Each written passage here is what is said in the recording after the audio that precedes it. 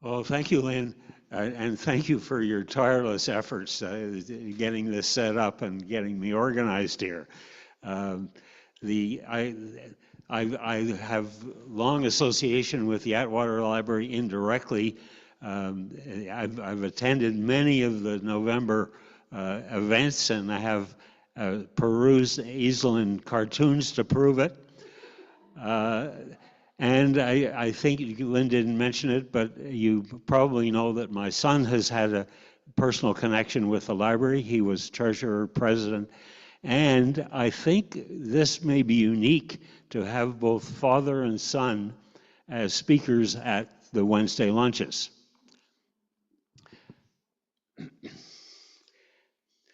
I've given this presentation 4 times already, twice in Ottawa, twice in Montreal, but everyone has been different, so it's a little bit unpredictable.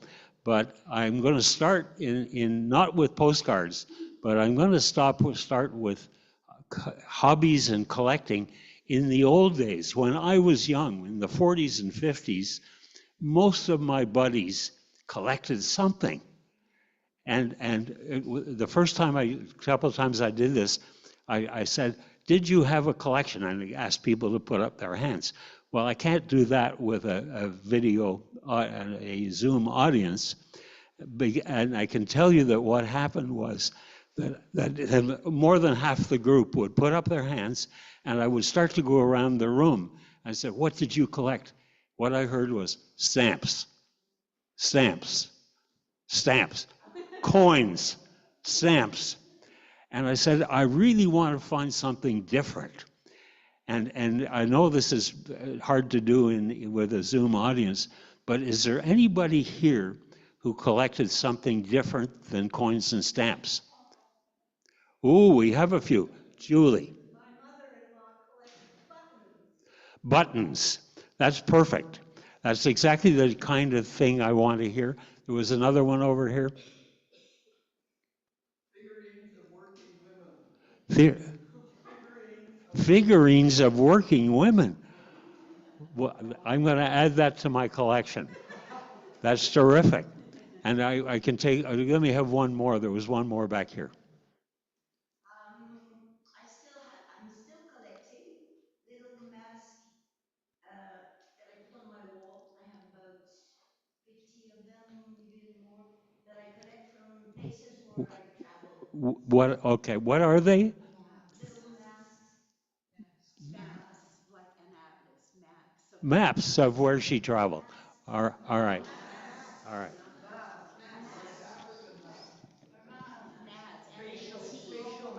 Oh, mats. Mats, M-A-T, I'm told. I'm sorry. I didn't expect I was going to need a hearing aid, so I apologize.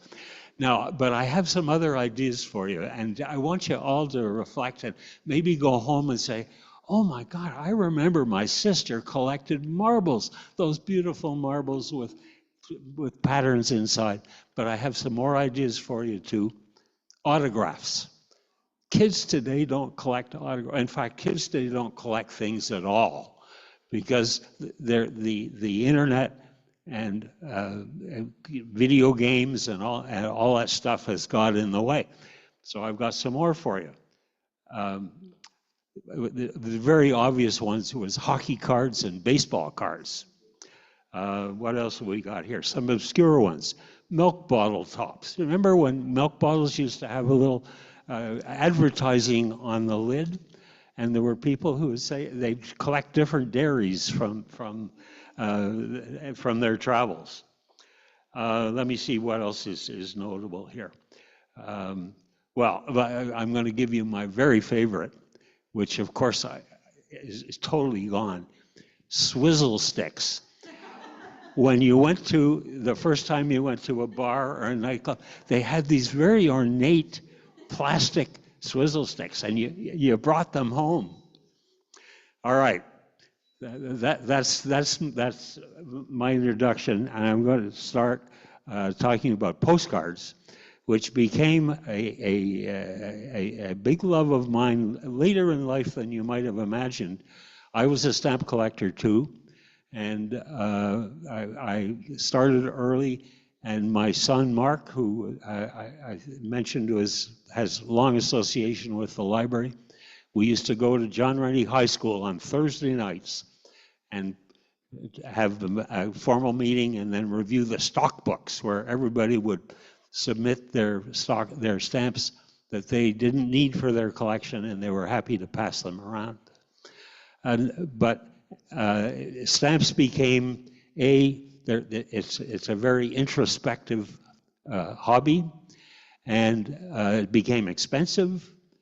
And in my 1930s, I started to collect postcards. I at one point saw a classified ad. Do you remember what a classified ad is in the Gazette? Anyway, that was supposed to be a joke. And I went out and paid too much money for what I thought was going to be an interesting collection of old postcards. Got them home and said, I don't need these. So I very quickly, surprisingly quickly, decided I was going to become a part-time postcard dealer. So let me go back now and talk a little bit about the history of postcards. Well, first of all, it all starts with philately and stamps. The first Canadian stamp, there are probably people here who can correct me if I'm wrong, was 1851. And but it took a couple of decades after that for the first postcard, and that's a piece of paper that has a message on one side and an address on the other. And a lady here brought me today a sample of one of those very early postcards, which I should have included in my slideshow, but didn't. So this is a government-issued card. Sorry.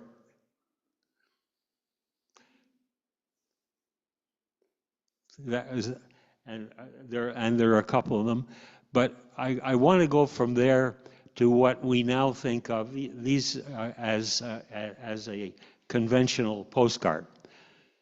So Jason, let's go to the first postcards, which became with commercial publish. These were government published cards. The first commercial cards began around 1890. These are some of the earliest cards that I own.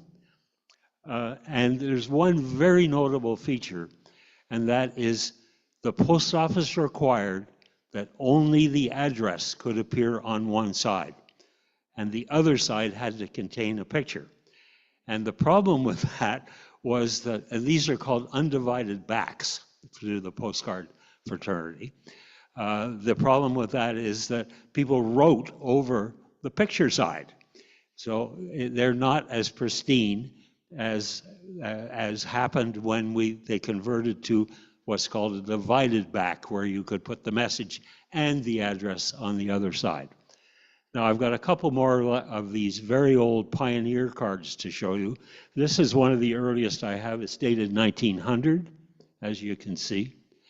Let's go, Jason. That's an example of having to write the message on the side.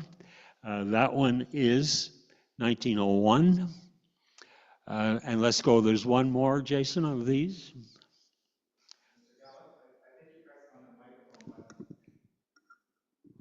It's red. Yeah. Am I all right? Okay. Let's go one more slide.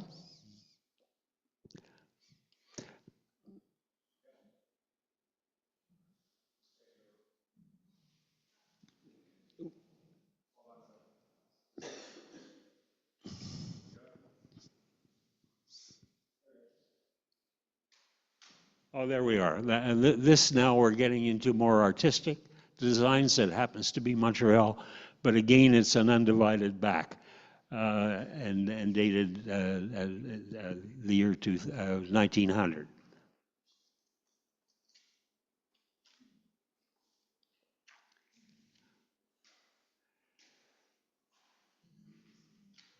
I have my notes on my side here. I don't really need them. All right. So when the government changed the rules and allowed divided backs, we started it was a mania, and there were literally millions of cards produced. And I have to tell you that, well, I have a note, I'll get to it in a minute, that the number of topics that you can get for postcards is literally infinite. But I'm just going to show you a few of classic old early 20th century postcards.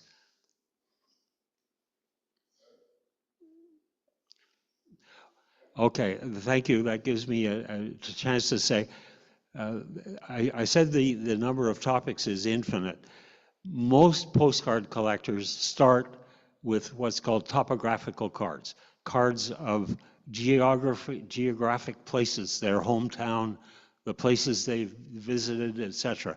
They are scenes of towns and cities and countries, but many collectors also have interests in a specialized topic.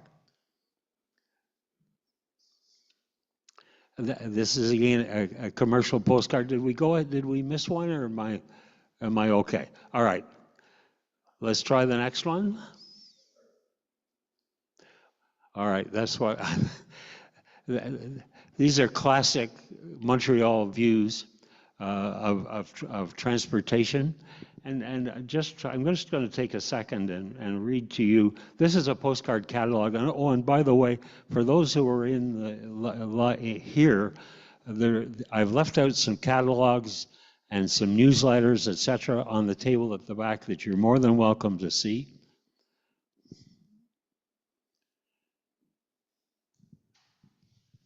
All right, it says advertising. These are the main postcard collecting categories.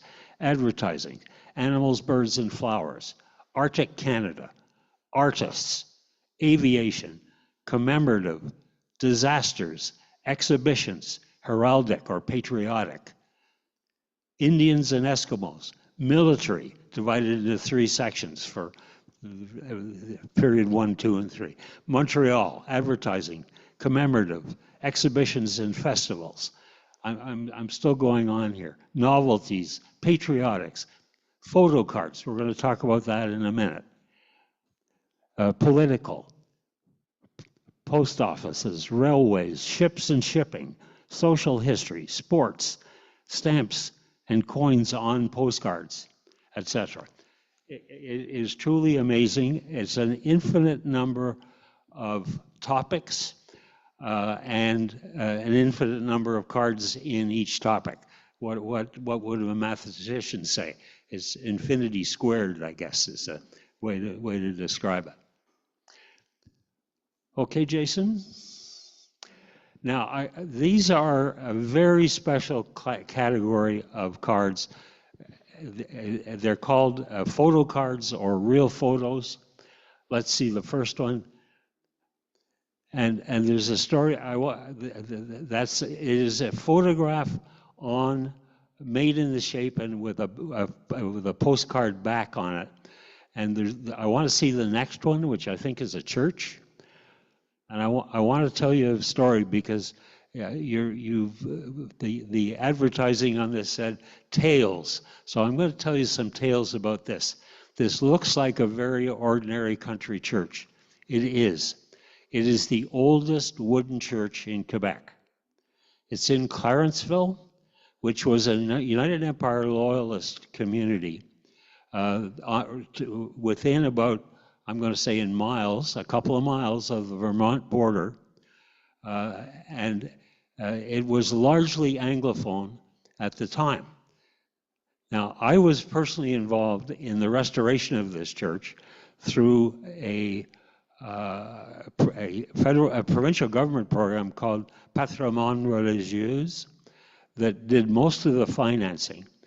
Now, this is an old photo picture because in those days, the art of photography and professional photography was growing at the same rate that postcards were growing. And every little town that had a photographer, all of a sudden he had a whole new market. His business was probably taking graduation pictures and wedding engagement pictures and wedding pictures, etc. And all of a sudden, Kodak made available photographic paper that could be used for postcards. So the photographer would go out and he would take pictures of the school or maybe the playing field or the police station and would make them, first of all, very high quality pictures.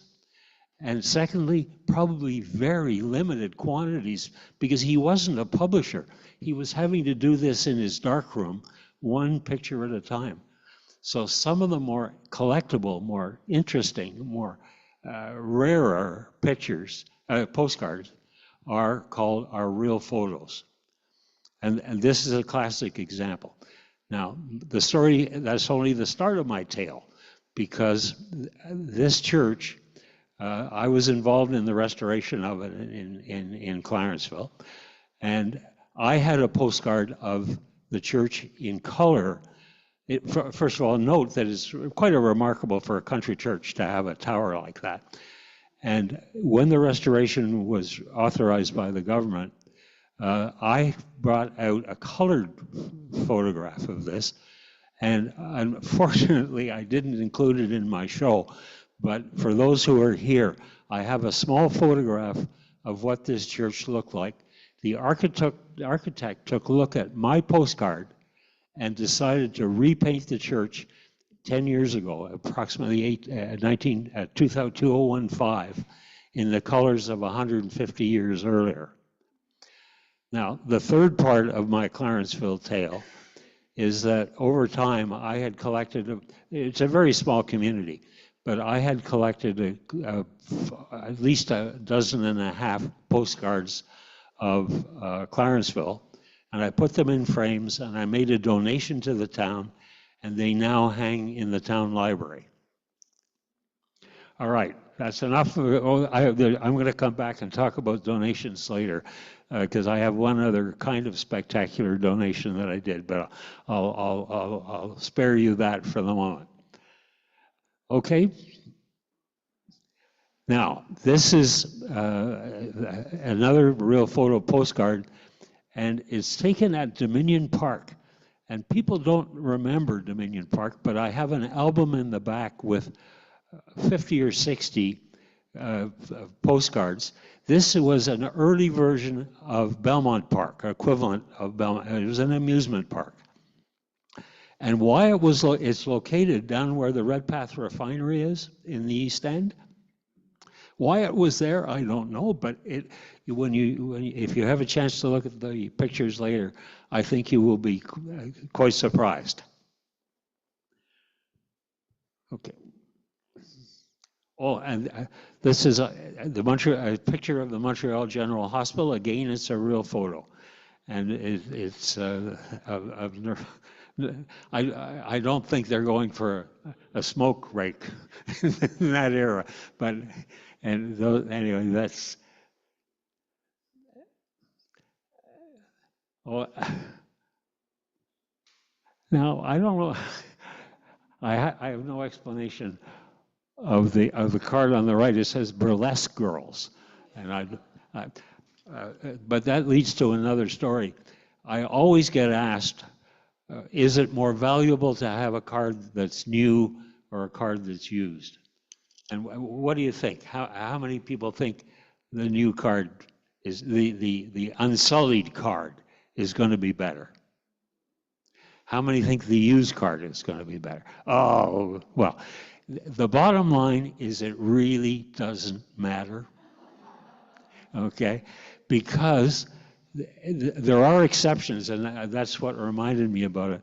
But people you collect it and you mount it and you put it in an album, and all you see is the picture side. The thing that makes a difference in whether a card is valuable or not is the scarcity the quality of the image and the condition of the card. Okay, now there are exceptions, and that's when you see something very unusual on the back side of the card. And I have a couple, and I didn't include them in this presentation, which I actually put together 18 months ago, of somebody who had written musical notes on the back side of the card. Somebody else who had written in code, and I'm not sure. My speculation is that this was a young man who had a code with his girlfriend, and so they communicated in code so mom and dad couldn't see the postcard arriving. This is another example where it's very unusual to see somebody write burlesque girls on the back of a card. With respect to the Dominion Park area, I have one card that says, I forget the exact terminology, but it was somebody who was a performer at at Dominion Park who had written to his or her parents. All right, let's go, Jason.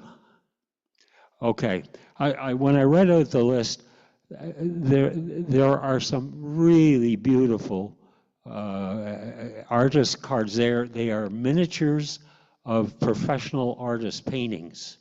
And I have two, there are a lot of them. I have only two to show you here.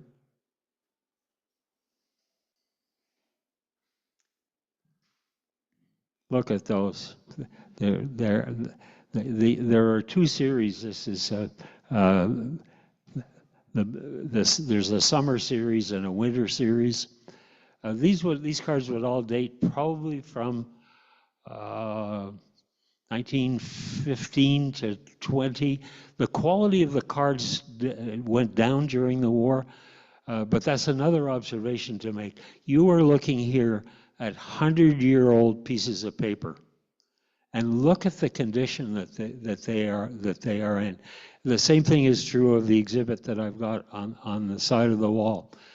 There's a wonderful word that we don't hear very often, ephemera, E-P-H-E-M-E-R-A, and it's a wonderful word. I'm going to give you an amateur definition of it.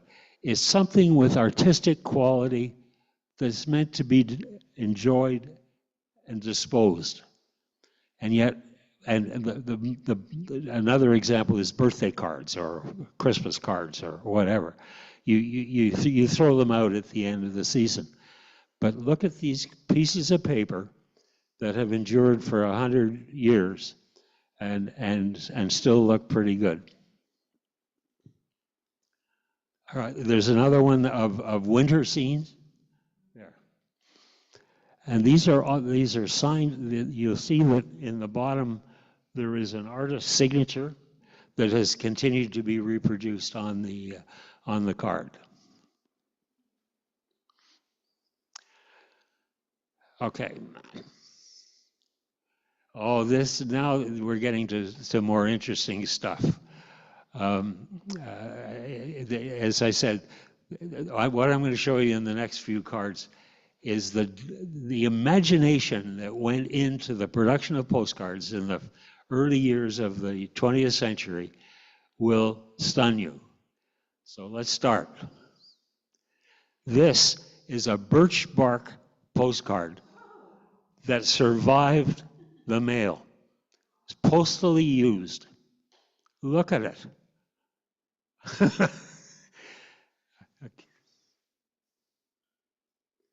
This is a woven postcard. This was very popular in the First World War.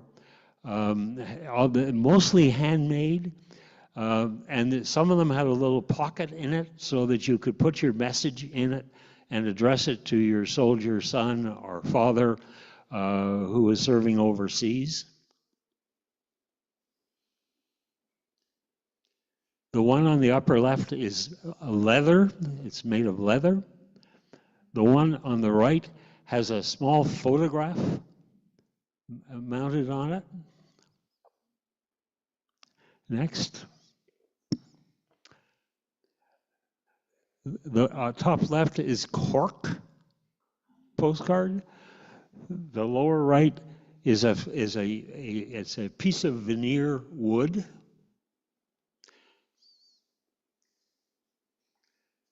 The upper left is, oh my goodness, is made of aluminum. The lower right is copper. Every publisher, publishers big and small, there were some major publishers whose cards were distributed worldwide. But there were a lot of local publishers too. And everybody was trying to find some new method of presentation. And you don't see that anymore. I mean, first of all, but people don't use postcards as much as they do. The internet has replaced it. Okay, so this I think is the end of the unusual ones. The upper left is a jigsaw puzzle, and you send it to somebody. They would then break it up and get the pleasure of putting it back together. The one on the lower right, believe it or not, has a phonograph record, 78 RPM phonograph record on the surface. I've never played it, by the way, but the whole concept is really quite fascinating. All right. Now we come to my favorite section, which I'll see what the reaction is here. But I'm going to be showing you some mechanical postcards. Postcards with moving parts. Who thought? All right, let's start. Well, this one doesn't have moving parts, but it's one of my all-time favorites, and it was featured in an article in the Gazette in the late 1996. And I have to read it to you. It's from a guy in New Jersey, Edgar. You can see it's got an American stamp on it, and it's made in the shape of a baggage tag.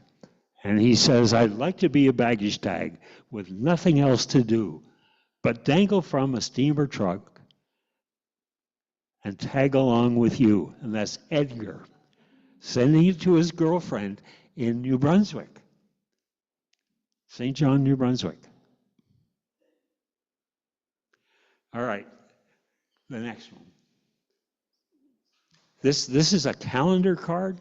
It's got little revolving wheels on it, so that you could change. This now is a mechanic. The other one was just a curiosity. This is a mechanic. It has moving parts, in that you can swing it around, and you can see you can go from vendredi le 14 to samedi le 16. Next one. Oh, look at the upper left to start. When I bought this, I think I paid $1 for it. And it looked very innocent and not particularly interesting until you read the message. Ask the moon, who is the only girl I love?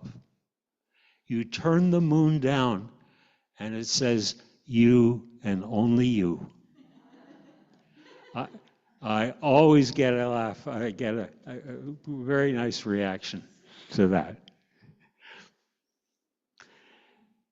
Let's go. This is perhaps the last of the mechanical cards. It's a Christmas card.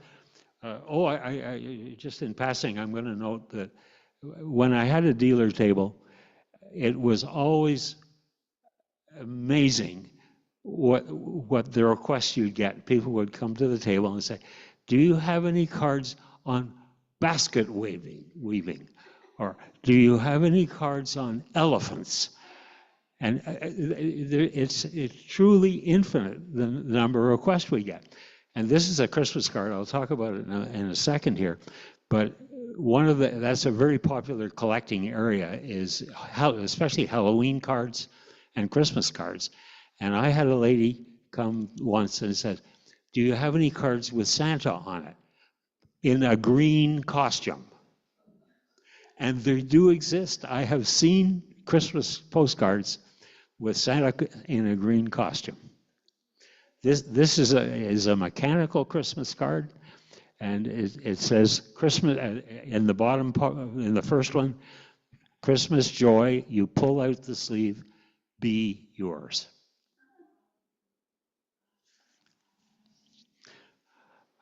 All right, let's keep on going. Oh, this is a birthing room in a hospital, and people. There would be collectors who would be interested in that kind of postcards, a collection of medical procedures. This is obviously from a Montreal French hospital. It doesn't identify which one.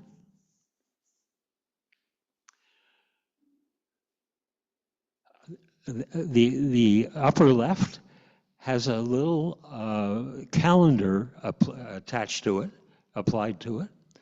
And the one on the right is from Salt Lake City, Utah, and there's a little bag of salt that's affixed to it. You know, that would never get through the post office today.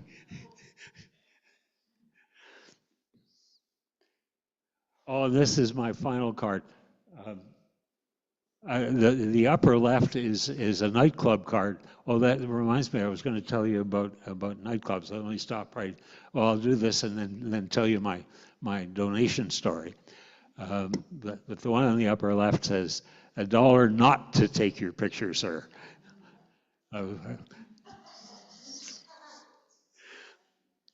And the one on the right is the only suggestive card I have here, but it is so special that I dared to include it in even in an adult audience. And it says, "Come right in. I'm working my way through school too." All right, so it reminds me about the nightclubs. One of the tricks that I learned or found by accident very early in my collecting days was that everybody wants to take pictures of the Windsor Hotel, but they don't necessarily want a picture of the dining room. You know, you wouldn't want to. Why would you send a picture of the dining room to your aunt in New York City when you can send a picture of this gorgeous exterior? So what happened was that the number of people were not collecting. I'm putting it backwards. That interiors were to me much more interesting than exteriors, and very quickly I started to realize that it would be fun to have interiors of bars and restaurants and nightclubs as a collecting specialty. And I had about 50 or 60 cards of Montreal places, including, by the way, Rockhead's Paradise. Now that predates most of us here, I think, down on St. Antoine Street. Very popular nightclub. And I have one card with a little oval with Rufus Rockhead's picture in it. I have several others. And there's a little museum in Old Montreal. It's now moved, by the way, called the Centre Historique de Montréal. It was in the Youville Youville fire station. And in about 10 years ago, they had a special exhibit that ran for 2 years called Scandale. And it was about Montreal in the 40s and 50s when it was the pleasure paradise, especially for Americans and especially for American soldiers. And I had these 50 or 60 cards, some of which were used in the exhibit of Scandale. I, in a way, regret because they were really quite extraordinary cards. Anyway, that was another example of how, when you get old like me, what are you going to do with them anyway? And I made a donation and was happy to have done so, especially to see them used then in an exhibition. It didn't quite fit, but I also had a postcard of Lily Sincere. It was from a New York nightclub, so it didn't apply to the Scandal exhibit. And it wasn't a perfect postcard because somebody had put a beer glass down on it and there was a water stain in the middle of it. But I claimed that just authenticated it. Let me see. Well, I think we're getting pretty close to the end of the slides. Am I at the end? All right. I started saying that, talking about Matchbox covers. And to make this a truly not exclusively postcard exhibit, I have some to show you of the Mas des Oliviers restaurant, which I think is long gone. I have Le Caveau, which Montrealers will remember. I have La Louisiane on Sherbrooke Street, people will remember. The long lamented Grey Rocks Inn, and best, but I'm missing one. Oh, the Montreal Rackets Club, which is kind of a special item, and I'm missing one. I had it before. What's on the floor? Oh, this is my favorite. It's going to be better known to the men in the audience. Mangan's Tavern. And I didn't think Mangan's Tavern would ever close. I remember many a happy lunch hour there. It was a huge place, mostly male occupied, and great fun. So I'm sorry I slipped up on my promise to show you that part.